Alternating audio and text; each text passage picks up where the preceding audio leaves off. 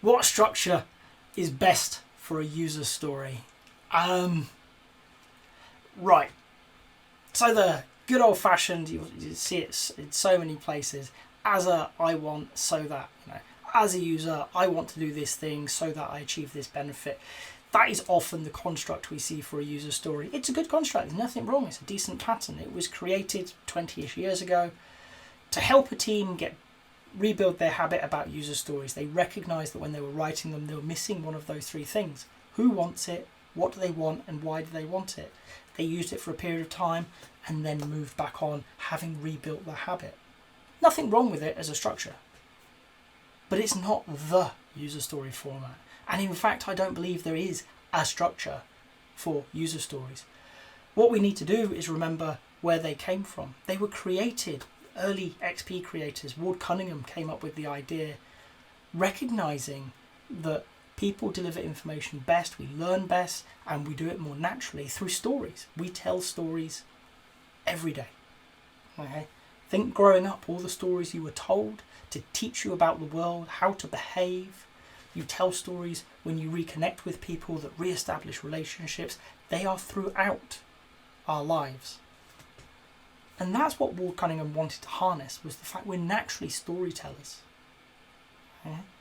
And he thought, well, what about the stories users would tell about their product, about their problems? That's what we want to capture. Okay? And a story doesn't have, apart from very loosely, a defined structure.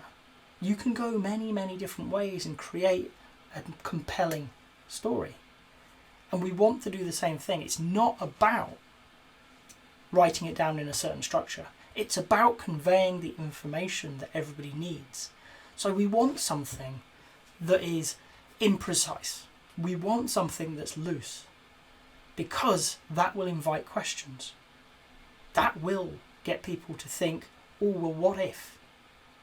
That will open up conversations. And really that was the purpose of user stories, was to invite conversations between people with a problem and those that could solve it, between customers and developers. Okay? And what we've got to remember is that it is not a complete requirement. It is not a single format. What you have to do is be really clear the person who wrote it understands what they meant by it. They're then going to take it to the developers, and together they're going to explore it and refine it. And if we need to update the words in that refinement, go for it. It's part of the learning. It's part of the shared understanding. And when I'm training product owners, it's one of the things I'll often tell them. Is if you're still writing a user story a couple of minutes after you started, stop. And this time, when you start again, just write what you think.